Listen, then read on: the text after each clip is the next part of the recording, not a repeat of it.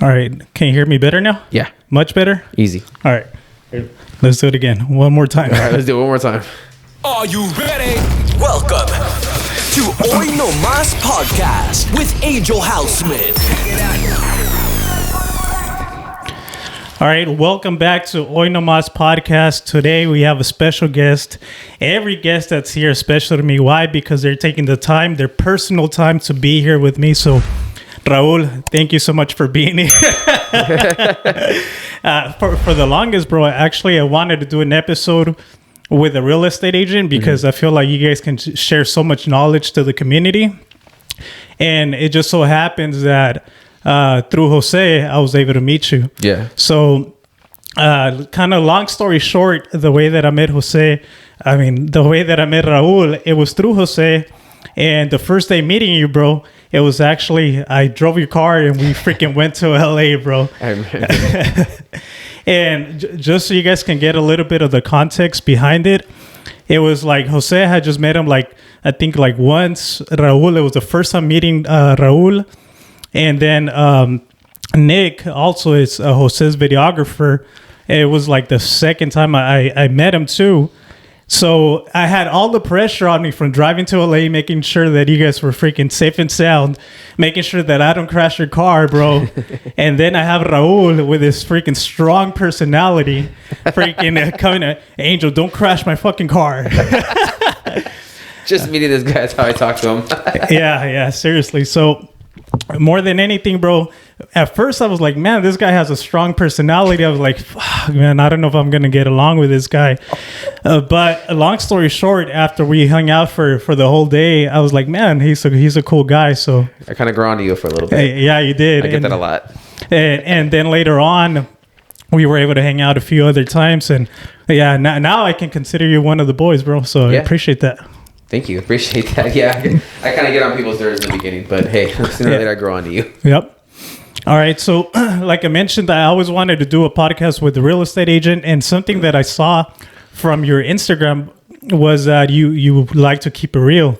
Yep. And one of the key things that I saw was that because if you don't know the person behind like the camera or kind of like behind the business, it's kind of like you have no idea who you're dealing with. Right. But if you see a guy that's just doing regular day-to-day things, hanging out with his friends, family, whatever, you kind of get the feel of what type of person that person is, So I really, really enjoy that because other people that I've seen, real estate agents, they're just like with their little suits, with their ties, and it's a little bit too uptight for me, bro. Yeah. And it's a very common thing too, where people feel that way, where they kind of where they see a real estate agent, they feel intimidated. So I never like to have none of my clients or anybody that I meet feel that way. Don't feel intimidated when you talk to me because yes, I'm a realtor, but I'm also human. I'm a human that just so happens to have a real estate license that knows how to help you. So I never like to have people look at it like, oh, he's a realtor, he's super professional. You're like, yeah, of course I can be, but I'm also a human being too, and I'll treat you as such, just like you'll treat me as such. Yeah. So that's the reason why it's important to keep kind of both the personalities on your Instagram to kind of show people you're both. You're not just a realtor, you're just a person that happens to have a real estate license that shows a lot of integrity. All right, bro. So I wanted to take it back a little to pretty much first of all, because I know a little bit of your background, but I don't know the full story. So how many years have you been doing real estate for? I've been in the game for about, it's my 5th year in real estate, my 5th full-time year in real estate. Started back in 2017. 2017? Yep. And what was the decisive factor that got you into wanting to become a real estate agent? I knew I wanted to help people. I knew I wanted to work with people and be an advocate for people in some sort of way. At the time, I was, I had just got out of college. I did 1 year of college. I knew college wasn't really for me. So I just started working odd jobs here and there. I landed a management job at a shredding company that I was with for about 1.5 years. And through that, I was able to actually meet realtors, because we shredded their documents. But I met realtors and I started chatting with them and getting a kind of better idea of how the industry worked. And I got like, okay, this seems kind of cool.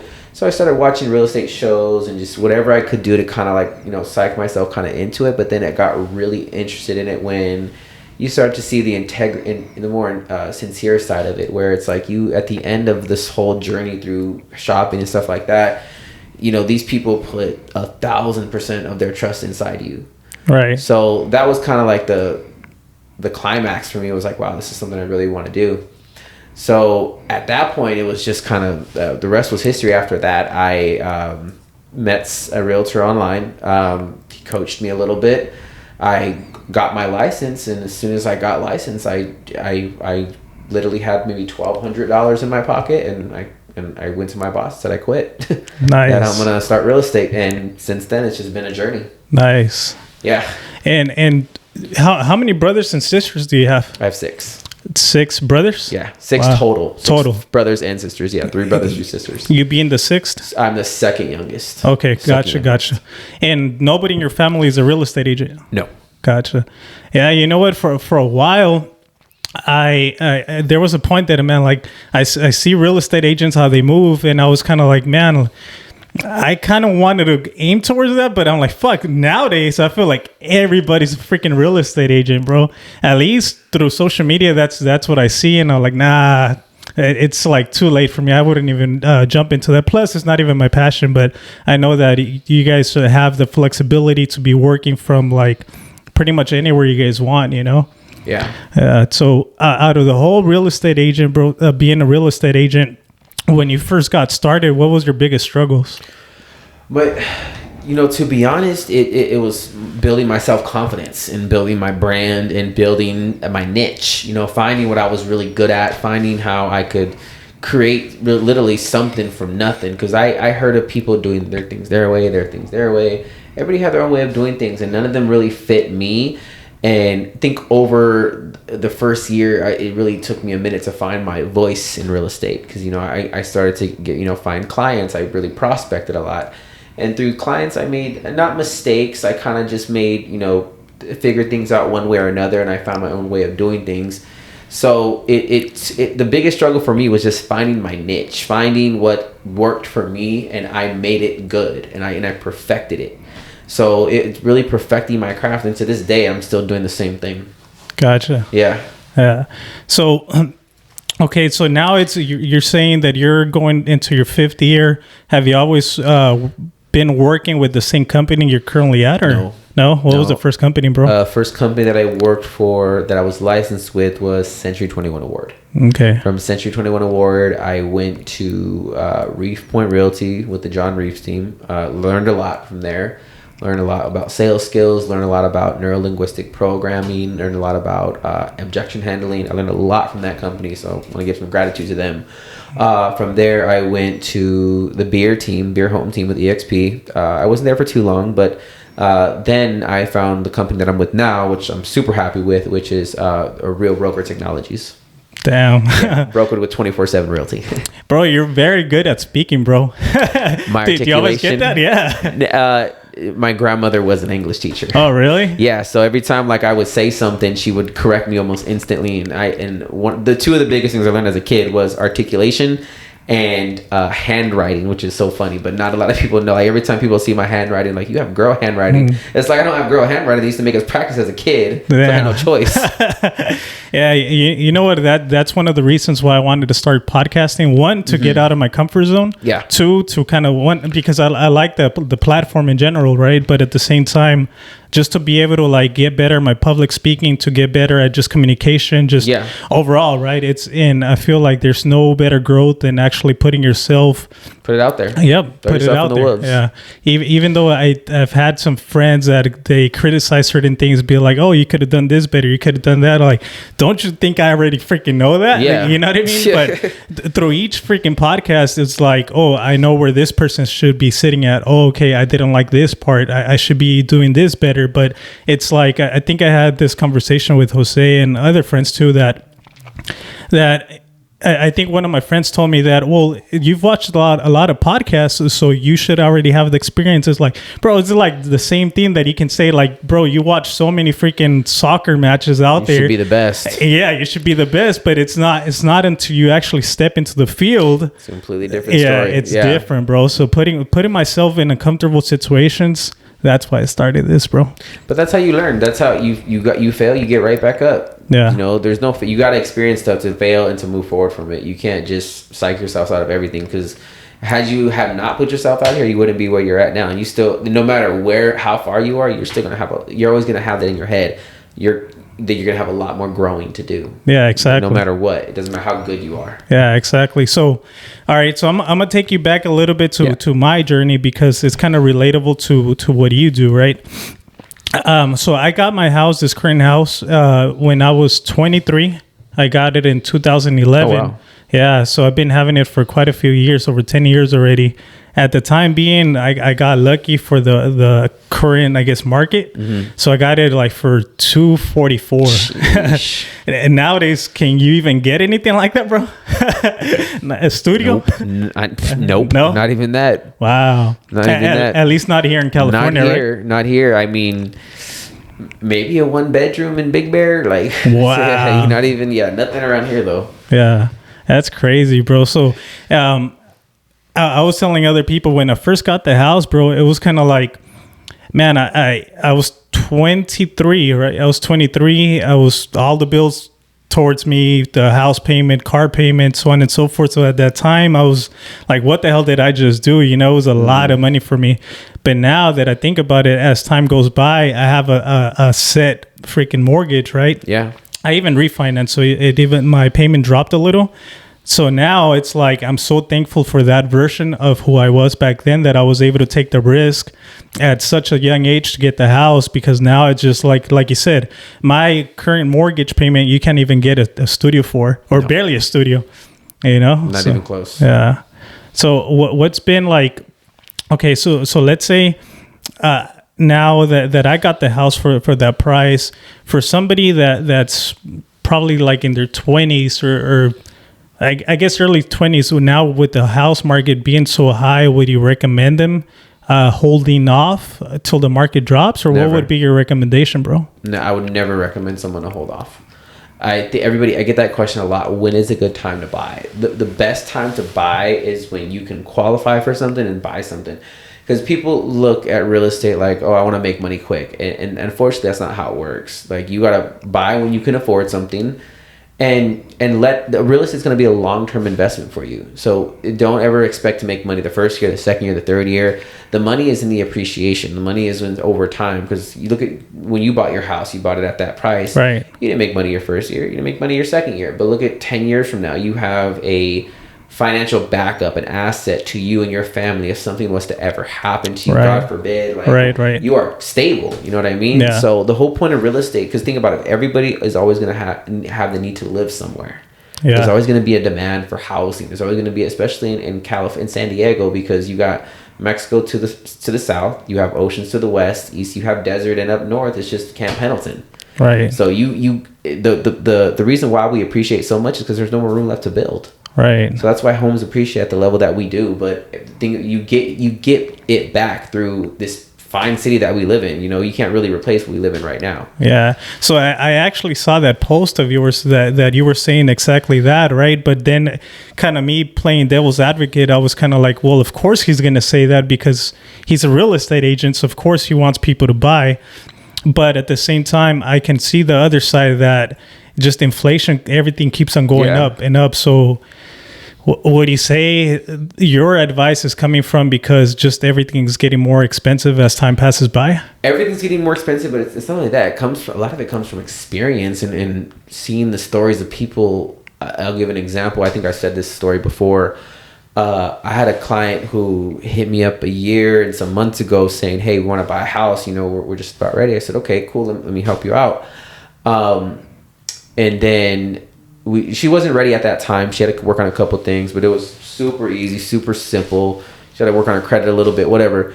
And then a year later, she had hit me up again. She says, she never did what we told her to do, by the way. But a year later, she hit me up and says, oh, we have to buy something now. We're going to be evicted in 60 days. Oh, wow. So we looked at her information and she didn't change anything. I'm just like, do you see the stability that you get when you buy a home? Like, no one's going to come at your door saying you need to leave in 60 days. Like, it's your property, it's your house, it's where you live. No one can tell you that unless you miss a mortgage payment. But if you can't afford the mortgage and rent the property out, there's always a need for rentals in San Diego. So it a lot of it just comes from experience. Because at the end of the day, if you don't buy it, that's completely up to you. I would never tell a person to buy something if they couldn't afford it. But if they can afford it and the numbers make sense, buy something. Right. Buy something. And I've never had no client out of the hundreds of clients that I've had come back to me and say, I regret buying my house. Every single one of them love it. Wow. So you've never had like a horror story of like, you know what, maybe they bought the house and I don't know, they didn't like the neighborhood. Maybe they didn't like, or they had issues with the house because the inspector didn't do their job accurately. I've had stories like that. Yeah, 100%. I'm sure a lot of realtors have had that stories like, oh, the inspector didn't catch this or something like that. It's very, very, it's not common, but it does come up once in a while. But I think as you grow in this industry, you learn the do's and don'ts, and you learn what to do and what not to do. I've never had an unhappy client in that situation. I've always found a way to fix it, make it better. Like I said, I perfected the craft so much where everything for me is very systematic. I've gone through inspectors that didn't do their job right. I found the right inspector for me because he's doing everything correctly. I had lenders that didn't do their job right. I found a lender that does it for me the way it's supposed to be and makes the process super simple for the client, but also afterwards it just keeps that gift that keeps on giving. You know what I mean? So the more I find people that have the same mindset and the same thing that I have, the more I know my business is going to grow out of it. So you're always going to have that one unhappy client. But I think Jose said this, and I this kind of sticks with me a little bit. That not everybody's going to be your client. Not everybody's going to be your friend. And that's okay. Yep. That's okay. So you just got to walk through this saying, hey, if I'm not the realtor for you, that's fine. Yeah, I'm here to set you up for success. Yeah. At the end of the day. Yeah, and then at the same time, you only have, out of being a real estate, you only have so much control of the whole process, right? You obviously want to make everything right because at the end of the day, it's kind of putting yourself, your brand, your product out to the market and your own reputation, right? But at the same time, I feel like if maybe the inspector didn't really fully do their job correctly, but you always find a way to, I guess, make it right? Yeah, always find a way to make it right. But when it comes to homes, look, you're buying a house that somebody already lived in. You know what I mean? You're buying something that somebody already lived in. So it's not going to be perfect. You're going to find things that are wrong with it. Some things might pop up later on, but like I said, that's why I've perfected my craft well enough to where if this does happen afterwards, I put an extra layer of protection somehow. Nice. You know what I mean? Yeah. And actually, you know what, man? For the very little time that I know you, that's something that I really liked, and I was like, cool, because since I've had the pleasure of hanging out with you, like outside of like a professional, I guess, atmosphere. Mm-hmm. You know how we freaking went to K1 Speed and all that, joked around, and it's freaking fun times, right? But then also on our way to LA, I was able to capture like your other side, kind of like similar to the way you're talking, and I was able to capture like your professional side, and you were able to like jump back in and forth from being you, just chilling. And then at the same time, seeing your professional, I guess, matter, the way that you handle things, is like, man, you're freaking savvy, bro. So yeah, you got to be very assertive in this industry. You got to be very dominant, just because you're a leader to not just your clients, but to the entire course of the transaction. So you got to be very assertive. You got to come in with a strong knowledge of knowing what's to come, and through that is through my tonality, through my assertiveness with my voice, and people, I get that a lot actually. People always tell me like, you're always like really like, yes, I want to do what you say, just because I've always been that way.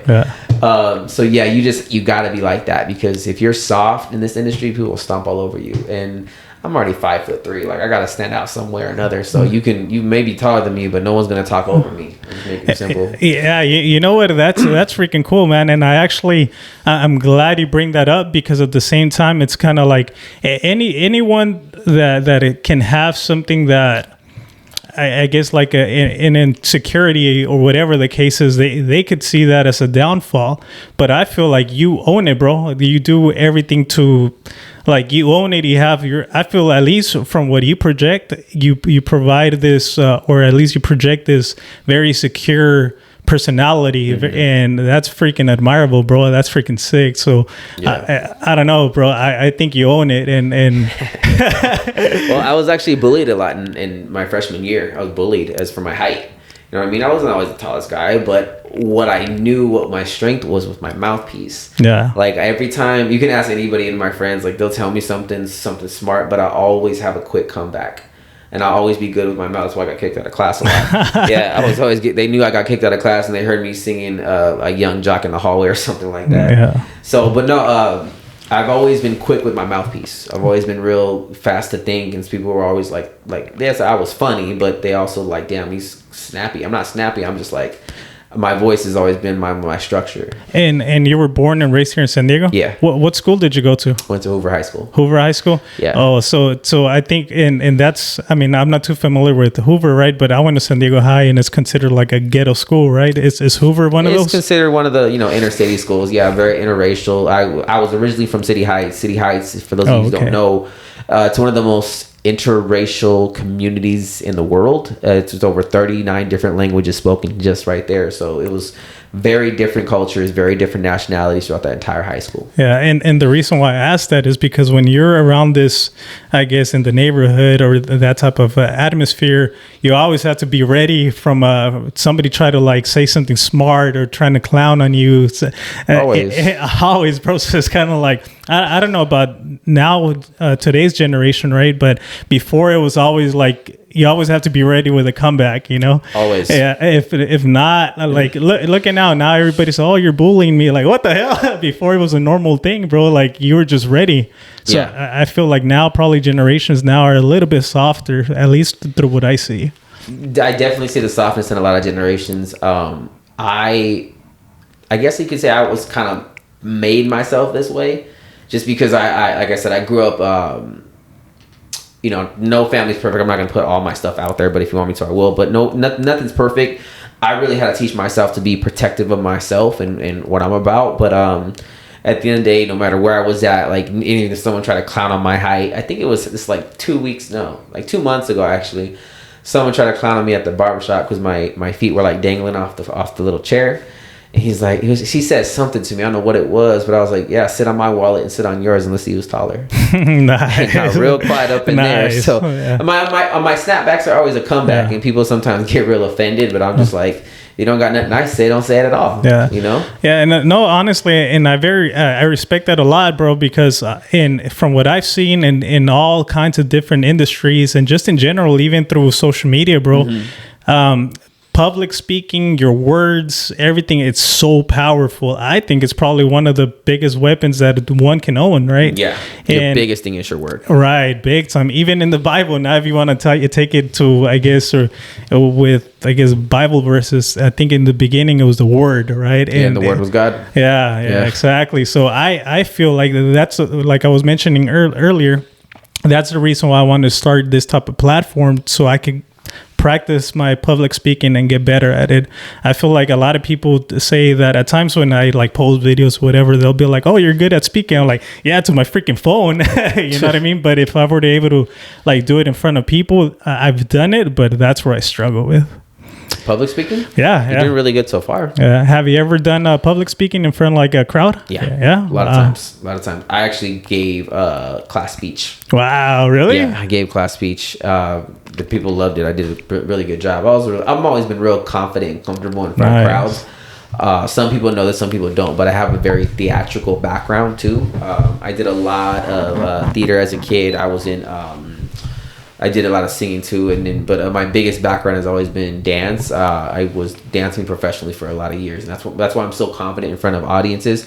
I've never been really shy and nothing like that because I was part of a couple of dance companies. I also worked with a nonprofit organization that helped kids with, improvisational acting, all that stuff. So that's a big reason why I'm so confident in front of crowds and why I'm so easy to work in front of the camera, just because I was always taught that at a young age, and to this day I'm still good at it. Nice, bro. Yeah. People don't know that I used to dance like all the time, and I still do. Yeah, we saw that in New Year's, bro. Sheesh. Yeah, bro. Well, like I said, bro, from the little bit of time that I know you, man, that like you grew in me, bro. And I grew on you, not in you. Oh yeah. I'm gonna cut that shit off. No, leave that there. Leave that. I'm gonna cut that shit I off. want Jose to see that. Yeah, I'm taking that out. No, we're leaving that. We're leaving that.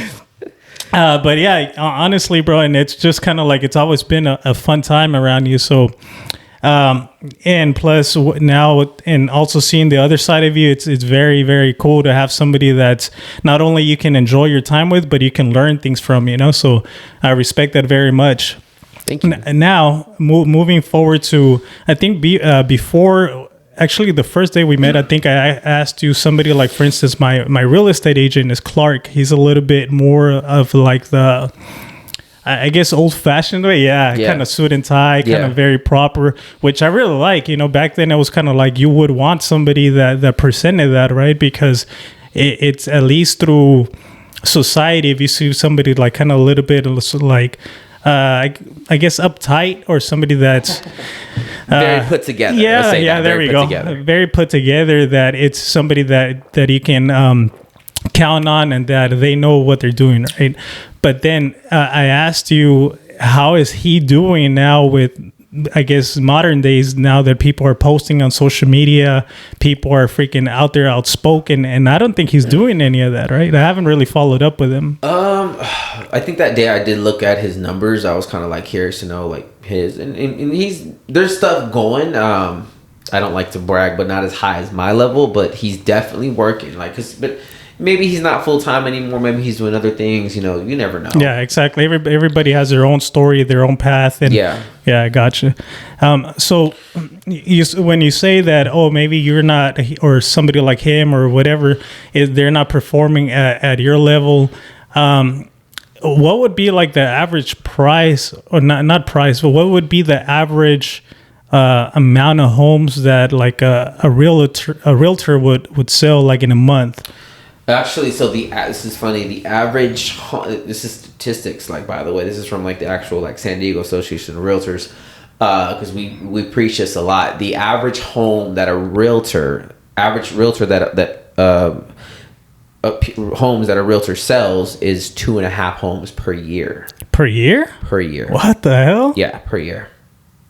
Wow. Because there's 30,000 real estate agents in San Diego, right, and some of them are part time. Some of them are okay with doing 2 houses a year. Some of them don't really have to do much, and they're okay with that. And that's fine. But yeah, your average per this SDAR, they said that the average agent sells 2.5 houses a year. So now I didn't know that, bro. From my perspective, I thought real estate agents were selling like freaking 2 houses a month or something like that. This is me coming at you from somebody that I just see the posts. I just see real estate agents, but not knowing anything about the market, right? So when you say like 2 houses a year, 2.5 houses, let's say 3 houses a year. Okay. Out of each house, the average price that a real estate agent can profit out of selling a home?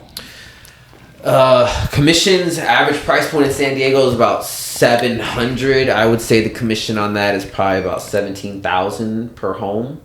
Oh, wow. So wow. Probably after the brokerage splits, maybe walk away with $15,000 a piece. And that's average. That's just throwing out like strong average numbers. Yeah. Right. Yeah. Wow. That's about $15,000 a piece per home. So roughly, if the, I guess, average realtor, real estate agent is selling 3 houses, maybe they're pocketing like $60K a year. What do you say? That's if you're at the very minimal, I guess. 3 houses, I'd probably say 3 houses a year. Yeah. I'd probably say they're pocketing like maybe $30 to $40K. Oh, okay. Yeah, because depending taxes on price and point, etc. Yeah, exactly. Like that, yeah. Okay. What's been the most houses you've sold in a year, if you don't mind me asking? No, not at all. Let's see. Last year, my best year was 2020. I did 33 transactions. That's 33 homes? 33 homes sold. In a year? 33 homes sold to about $19 million in volume. Wow. Yeah. This year, my goal, keep in mind 2022 was a little on the slow end due to the market shift. I still managed to close at 27 transactions, which is still, where I want to be. This year, the way things are going now, great start. I already have 4 houses in contract. I've closed 2 already. I got a lot of activity, so I'm definitely trying to hit that 50 mark. But let's see, I'm putting a lot of stuff, new things together this year. So my goal is 50. Okay, so I'm a little confused. So you said 50 transactions for this. What does that mean? 50 houses? 50 houses, yeah. Wow, really, bro? Yeah, 50 houses. Wow, that's freaking cool, man. How do you plan on doing that? Gonna implement a lot of SOPs. What's SOP? SOP? Yeah. Is standard operating procedures. What does that mean? It creates a structure throughout your business where you start treating the real estate like a business. That way it operates at a more smoother level, because there's so many different moving parts to it. And I'm trying to really dub down what I'm good at, which is prospecting. So I'm bringing on a few more agents to kind of help me out. Probably going to be forming my own team soon, but I'm going to bring on agents that do need some help, so I can show them tricks that have worked for me, and see what I can put together. It's going to be something very testy, but I'm definitely putting a lot of effort into it. But so far with what I have now and because what I'm doing now is I'm going to see results in 3 months, and everything that I'm doing now is going great. So I'm definitely looking at closing between, I want to say 50 transactions this year. Wow.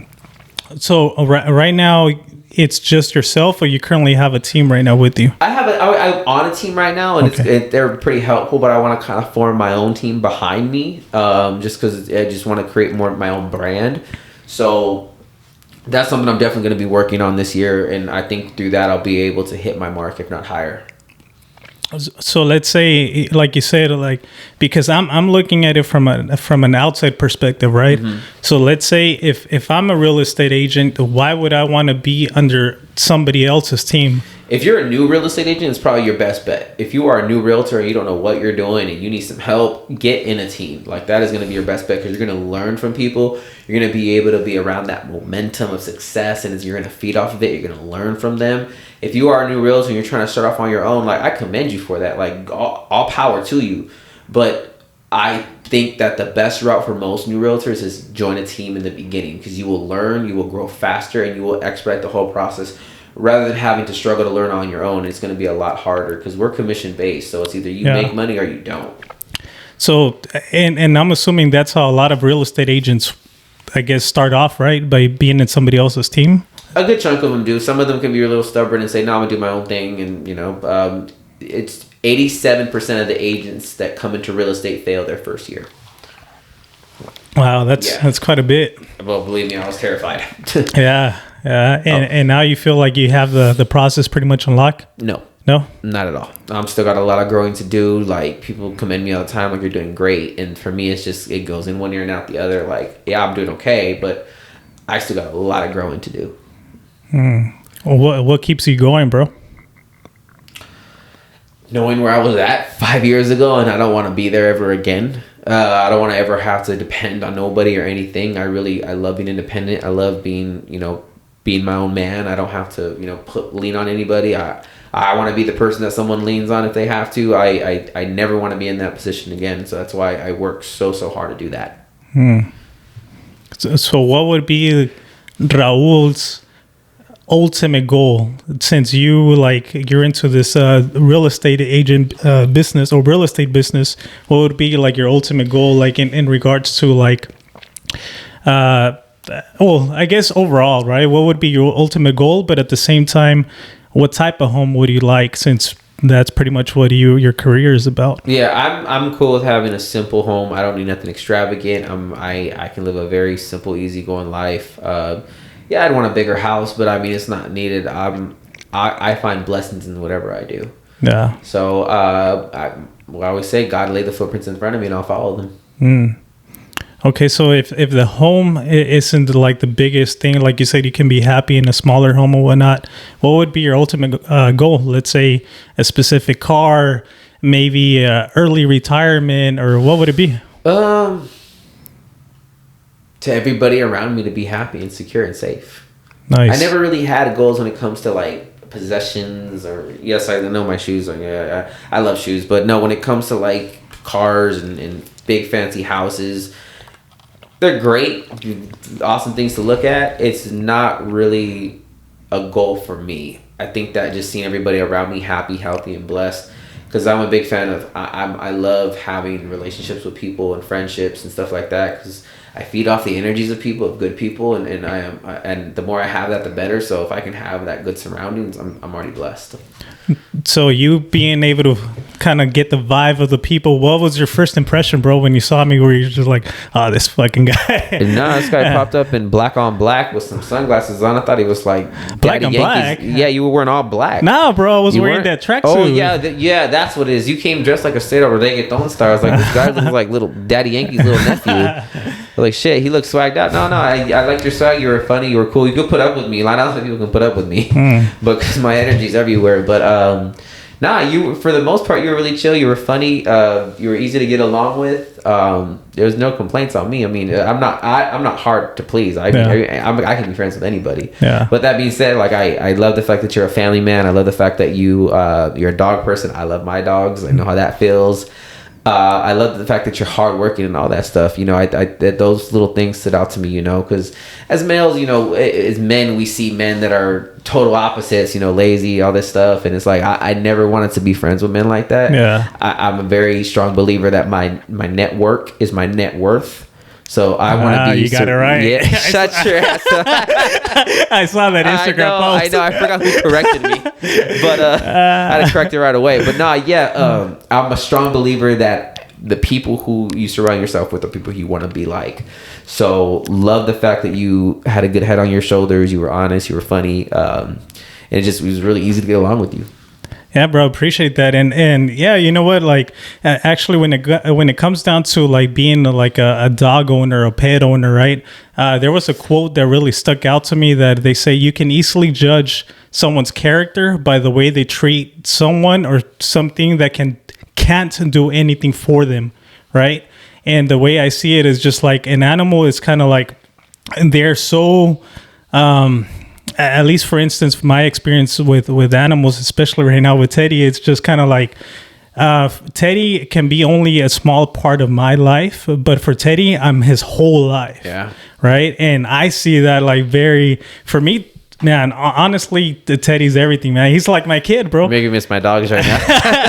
My dogs. Teddy's like my kid. If not, he would be here right now, but then he was going to be interrupting. He's done it in the past. So but honestly, Teddy's like, oh man, like, that's why I feel like now at one point, like I can't wait to have a kid because the way Teddy like brought so much love to me, I'm like, man, that now I can understand somebody when they say, oh, nothing compares when you have a kid, you know? Yeah. But for now, Teddy's my kid, bro. Yeah. Dogs are the best, dude. And it's true with one of my friends says we don't deserve dogs.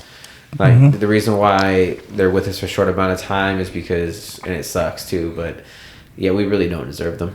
Yeah. How many dogs do you have? I have two. Two?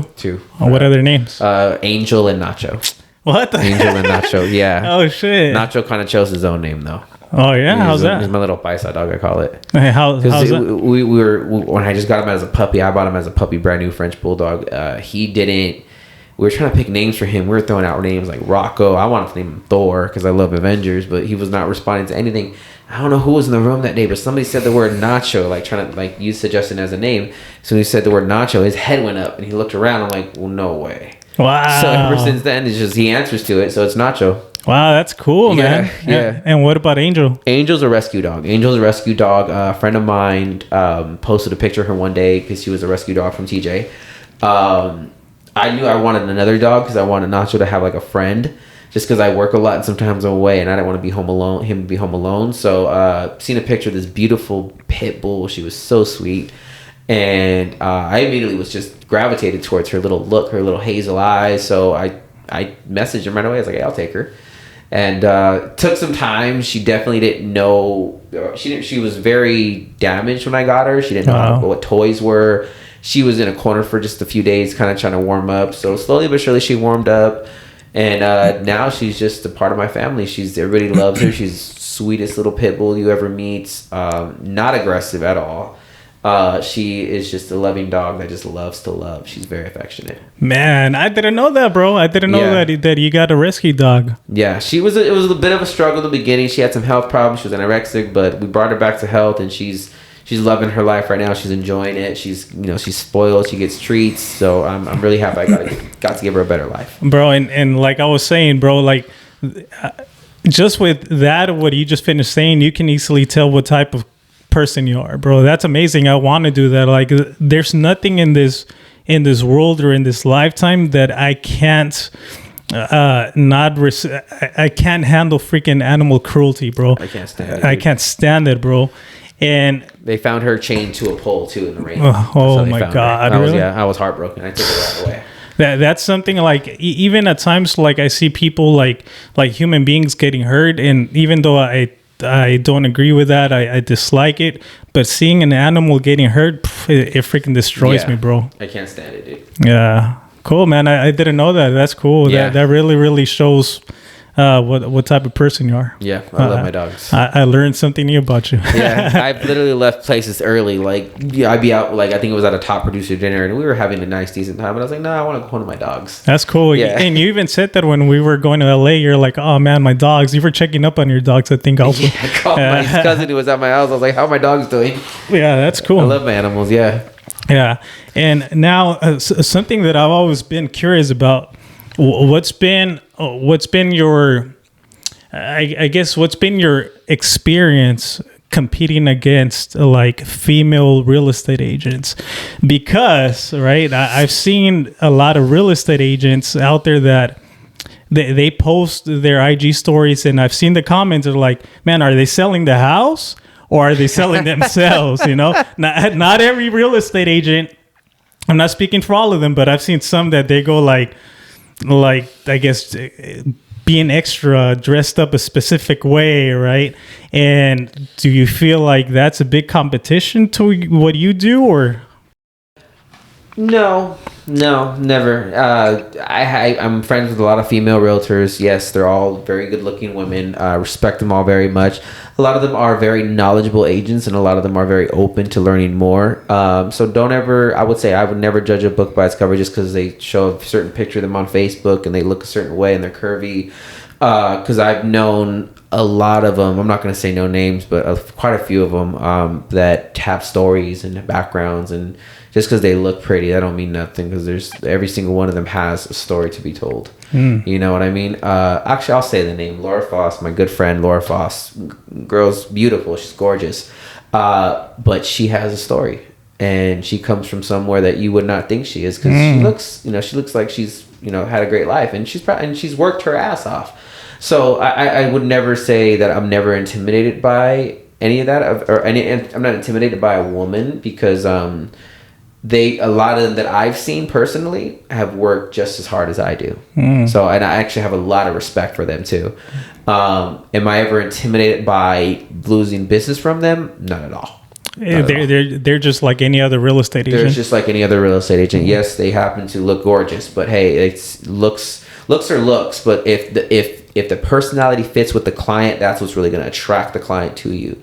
Because I've won clients from realtors who look like fucking Abercrombie models, but they liked me better because they felt like I was a good fit, and vice versa. It's when you know, and if your client chooses a realtor based on looks, I don't know how successful they're gonna be. Right? Yeah, because I feel like at times I'm sure you've seen those Instagram posts, right? That even though the camera where they're focusing at, they're not even focusing on the house itself. They're focusing more on the real estate agent, on the girl, on the female real estate agent, right? So it's kind of like, but I guess it all goes with what type of target or what type of market they're trying to aim for, right? Because I guess at the end of the day, it's their brand. Yeah. Maybe if they're exposing themselves to that specific crowd, then they're going to get that type of people or client, right? Yeah, all the time. And if you're exposing yourself like that on social media, you're going to get those messages from men that are, kind of derogatory. They're kind of, inappropriate. So, and that's just part of being a woman on social media these days. You're just going to get those. So I'm thankful I don't get those messages from men. But I mean, it comes with the territory of being a woman these days. You just get a lot of thirsty men that just like, oh, you look good. Like slide in your DMs. Yeah. But I mean, with men, it's a little bit different. Yeah.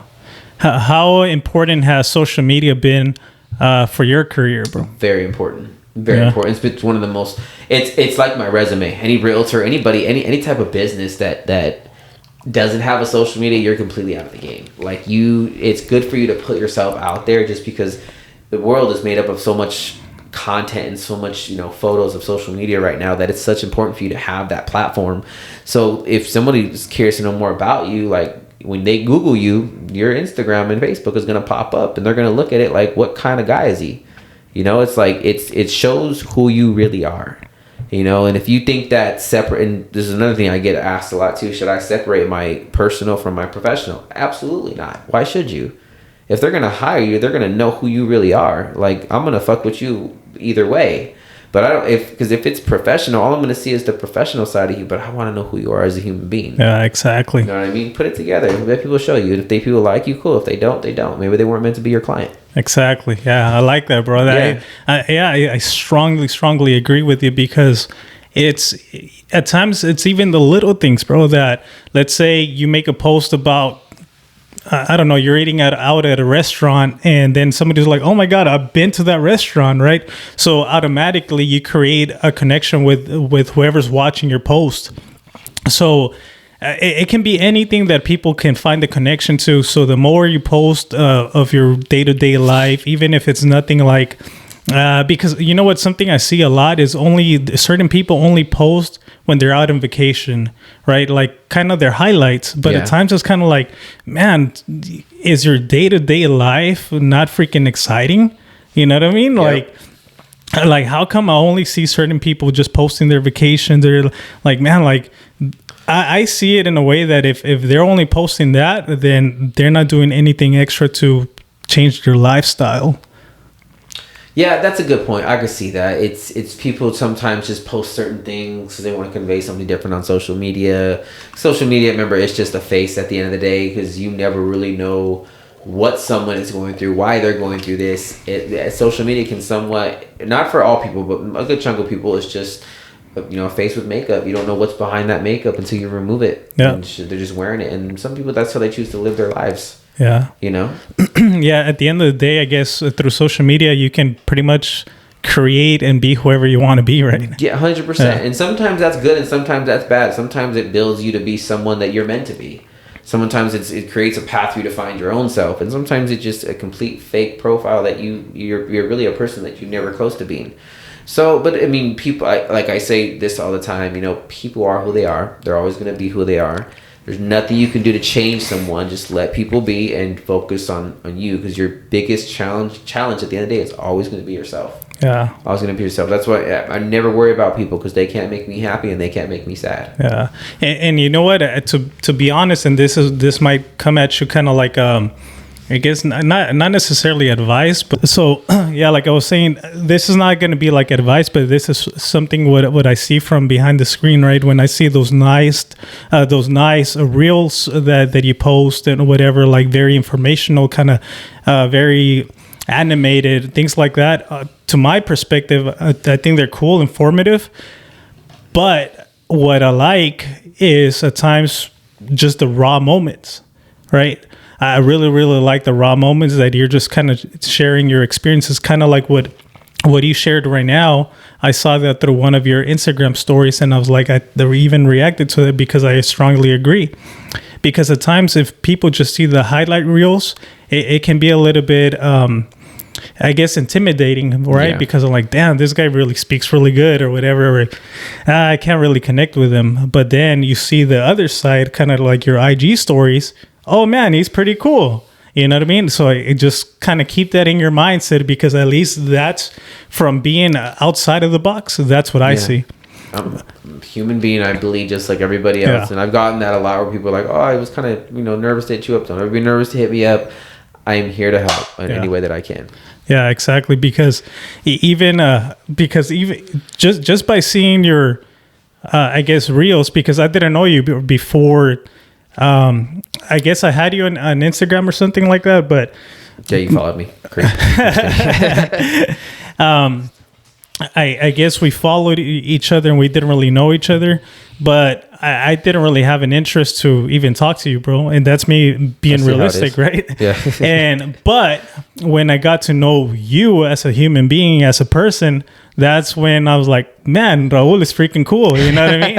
And look at us now. We're doing a freaking podcast together, bro. So I would strongly suggest to continue posting those cool animated freaking high definition videos, but at the same time continue posting those raw moments, because that's where people can find the connection. And like you said, not every client is going to be your client, but the people that are going to be contacting you is because they already found the connection with you. 1,000%.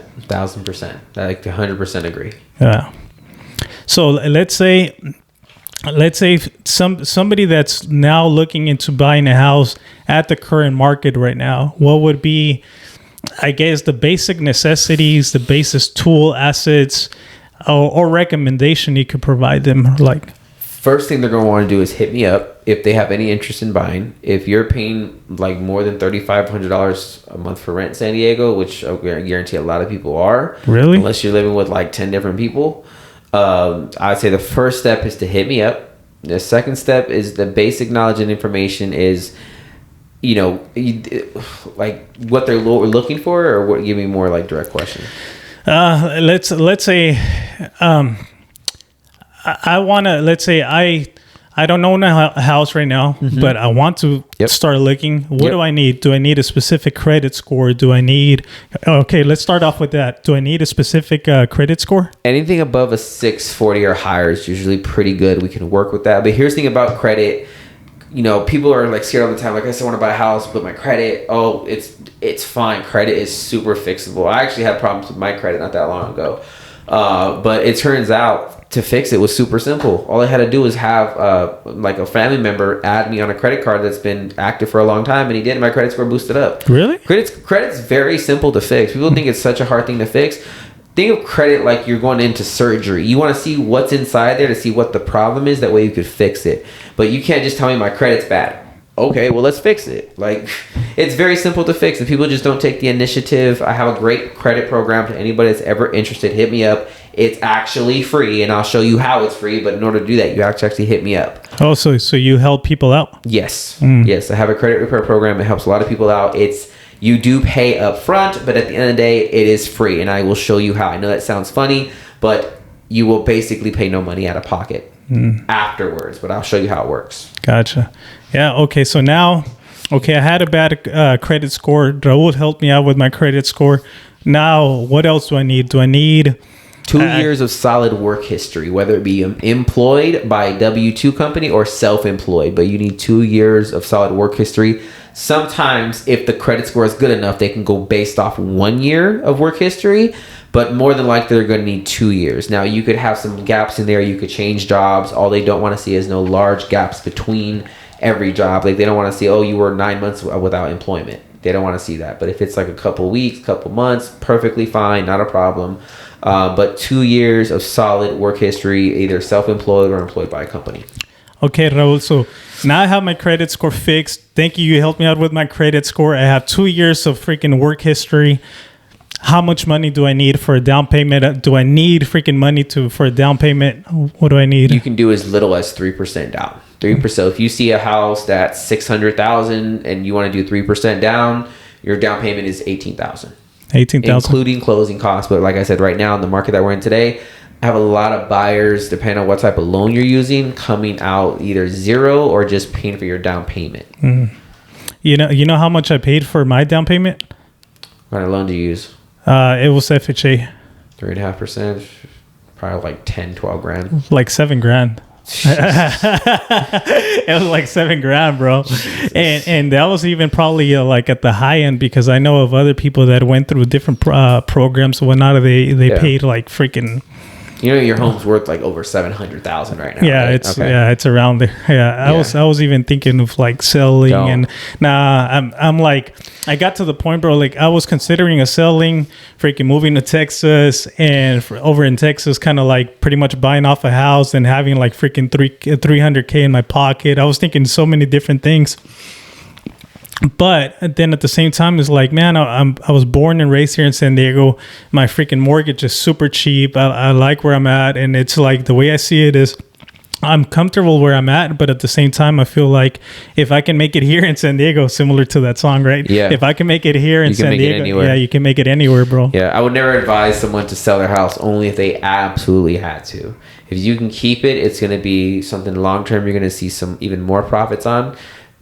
Don't even sell it. Just rent the bad boy out or take out a little loan on it and buy another property. But no matter what, if you can keep it, just keep it. Yeah. That's the best thing for you long term. Yeah, exactly. Because it's an asset overall. Yeah, it's going to be a long term asset. I had a friend super good friend of mine named Elle. She bought a house, rented for a very long time, but she finally decided to buy. She's owned her house for like 2.5, almost 3 years now. She has 2 baby boys, beautiful baby boys. The one that just came, Weston, had a little bit of troubles with the pregnancy. So they were kind of nervous at first because, like, damn, now they both had to take time off work. But because of the fact that they bought a house, it actually gave them a web net of protection because they didn't have to do this, thank goodness. But because the house was there, they were able to take off, if they had to, 2 months off of work, both, so they can really focus on the pregnancy. And they were going to take out a nice chunk of loan out on the house so they can feel comfortable. Oh, wow. So when you're renting, you can't do that. You can't go to your landlord and say, oh, can I have $20,000 for 2 months and not, and just be okay. And the landlord's not going to do that. You said what type of loan they took out? They were going to take like a HELOC loan out on the property or some type of like just loan out. Because you own a property, it has appreciation. Yeah. The money that is paid out, that house is worth is yours. Yeah. You know what I mean? So they can take out a loan out on the house, 10, 20 grand, just to kind of bring them some ease so the baby can kind of be good. But luckily the baby was fine, no problems with it. That's Weston, good. He's here healthy as can be, baby, beautiful. But just because they had the house, they were able to have that extra layer of protection just in case. So when somebody takes off that loan, does that mean it just gets added onto their current It's like mortgage a credit payment? line for your house. It's Gotcha. like a little credit line for your house. You pay it every month. Gotcha. But it's like I said, if it's needed and the emergency's there, I'd rather take money out of my house than out of like Capital One or all these other places. Yeah, you know what I mean? can't lose at the end of the day. Yeah, because if I can't pay it off, then guess what? I'll sell the house, get even more proceeds, pay it all off, and buy another house. It's perfectly fine. There's always ways around things. You just gotta know how to work your finances. Yeah, cool. Hold on, let me just check. We're at 57 minutes right now, For bro. real? Yeah, time is flying, huh? Oh yeah, it is. Yeah. All right, so. All right. So I freaking have my 18K, my credit score's fixed. Debt. My Your debt. debt. A lot. So even though, let's say you make, even people that make a lot of money, it doesn't matter. But let's say you make $150,000 a year, right? But you owe a lot in debt, and I'm talking like only credit card payments, car notes, alimony, child support. And those things, medical bills, none of that stuff counts. They just look at those big things like the car payments, all that stuff. They look at that. But if you are like heavily in debt with student loans and all this other stuff, that counts again what they call your debt to income ratios. So now, like, yes, you make $150,000, but you pay, you make like $10,000 a month, but you have like $5,000 in debt. So that's already your stuff cut in half. Yeah. So the banks want to see 30% or lower of what you make. So like, let's say if you make 10 grand and your debts are like maybe 2,500, okay, cool. That's not bad. Obviously prefer to lower, but again, we can tell you exactly what to pay down and how much of it to pay down, because people think you need to pay off stuff. That's not always the case. You just got to pay it down, because sometimes the debt is a good thing to have. You just got to see how much of it is to have. Yeah. So the good debt to income ratios, make a decent amount of money, and the debt is low. Credit score 640 or higher. 2 years worth of solid work history, and a good chunk for a down payment. Nice, man. But like I said, it's down payment's an investment. Nice. I feel like that's very informative information that if somebody has no knowledge of buying their first property, I think that's very informative. Yeah, and you can use 401ks, you can use retirements, you could pull money out there with no penalizations. It's very easy. You can even get a gift from a relative. A lot of people don't know that either. People are shocked when they hear that. I tell them that. So let's say if in my current circumstance, if I wanted to get a second home, what's needed for that? Is it more difficult now, or what would be? Not that I'm looking. I don't want you to be like, "Hey, bro." Yeah, you got me feeling I know how you guys are. It's funny too. It's like when people call me, sometimes I want to answer. I want to buy a house. What'd you say? Yeah. I call it right back. So it's just out of pure curiosity, or maybe if somebody's current homeowner, but now they're just curious, like, oh, I wonder how much I would need, or maybe if they weren't even curious, maybe this information that you can provide right now, they hear it and they're like, oh man, now I'm interested. So let's say I have my home, I have equity in my house.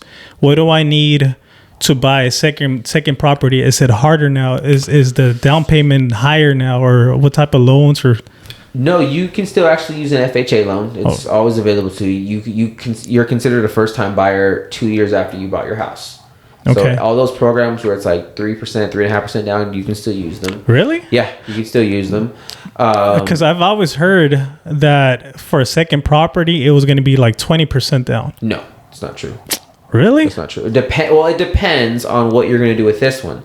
Is this going to be your investment property, or is the other one going to be your investment property? Okay, so let's say either or. So if this, the way to do it is make this your investment property, keep this one, take out the money, and then you could do like a low down payment on the other one. Now, keep in mind, if the other one is going to be investment property, then per the banks, not that they're going to knock on your door wondering if you're there or not, per the banks, they're going to they're going to require 20% down. But if that's going to be your primary, then you're fine. Okay, so so someone in your situation, let's just use an example. Let's say you bought this house, great, lot of equity, you're good. Let's say you want to buy a second property for your next home and turn this into a rental or something like that. So then you can go about this a couple ways. One way that's probably the best way for most people right now, considering the current market, is take out a HELOC loan out on your property. It varies. You can get as little as $50,000. You can get as high as $100,000. Sorry, the cable's rubbing on the mic, bro. Sorry, let's try that again. Yeah. So let's say someone in your situation, you wanted to buy a second property and you own a good asset right now. You have at least $400,000 in equity right now. You want to buy a second property because you want to move into that one and turn this into a rental. And why I would turn this into a rental? Because your mortgage is low on it. You could profit off of it. So if your mortgage is $1,200, you could rent it out for $25 and profit the rest. So now what you're going to do is rent this one out, get a HELOC loan out on the property for even $80,000, maybe $100,000, whatever you're comfortable with. Then you buy your second property, and this becomes a rental. It also is giving you passive income, and now you have this second property. But then my second property is going to be fucking expensive. Yeah, well, that's why you got to look at the numbers with the lender, see if it makes sense for you. But then again, you're making probably at least $1,200 to $1,500 on profit on this one. Gotcha. So you have that extra. Yes. Yeah. So again, the numbers have to obviously make sense. But somebody that owns a property that's had it for more than even 3 years, absolutely. I have a few people that already done it that bought their second home. So, but again, the numbers have to make sense. And it's only if you really want to. If you don't want to and you're comfortable and you don't want to deal with any of that stuff, I mean, if you can get someone else to pay your mortgage down, hey, why not? Have another property and still be comfortable. Gotcha. Okay, cool. Well, anything else that you anything else that you would want to share with people? Maybe just your information or something that maybe you feel like we haven't touched on? No, I mean, if you guys don't have my Instagram handle, please give me a follow. Raul Keeps It Real Estate. More than happy to help anybody out there when it comes to advice to buying, owning, investing into real estate. I'd love to help in any way that I can. But again, Raul Keeps It Real Estate. Throw me a follow. Yeah. Bro, I really appreciate all the information you provided, and I appreciate now your friendship. All right, I consider you a friend, bro. Like I hope so. Shit, yeah. I drove my car. Yeah, I know, and just I'm just very grateful for just anybody that comes into this platform and just shares their time with me, because the time is the most valuable thing, bro. I have nothing else to do. Hey, you could have been with your dogs, bro. I could have been with my dog. I actually was napping before this with them too, and I was like, my girl had called me. She's like, "Don't you gotta get up?" I was like, "Shit, yeah, I gotta get up." I was napping with my dogs. I was chilling, but then I was like, I got up, showered up, get dressed. I even wore my favorite cologne. Nice, yeah, I can smell you, bro. I know. Nice, bro. Well, once again, bro, thank you for your time. Hopefully you guys found this episode informative. Right now the camera's on my way, so they didn't see you waving. You want to wave again so they can see you? Okay, so now you guys wave. So you guys saw him wave. If you guys very theatrical. I watch a lot of Disney. Sorry. Yeah. If you guys want to see him dance, I caught. Actually, no, it's on YouTube. Delete right? that footage. Well, you guys can see him dance on YouTube. But yeah, other than that, hopefully you guys found this episode informative. Once again, this is Hoy No Más. Please subscribe to the channel. This is a new platform that I just started. It's a lot of people can be afraid of starting from the bottom, but pretty much I'm starting this off from scratch. So if you're new to this channel, so don't forget to like, subscribe, and leave a comment. Let Raul know that if you watch this and you actually buy a house, let him know that he came from this episode because he's gonna give me some money out of that. I mean, you might get a couple chocolate gift baskets, but give me a follow too on YouTube. Same handle. Raul Keeps the Real Estate. I do a lot of YouTube as well, so. You do? Out there. I didn't know that. I'm starting to. You don't follow me, so apparently we're not that close. On YouTube, I haven't seen no freaking promotion of your YouTube, bro. I see how you are. It's okay. Well, anyways, we'll follow him on YouTube. Once again, this is Angel Houseman. I know Hoy No Más podcast. Till next time. Next time. Bye, guys. Cool. Hoy No Más.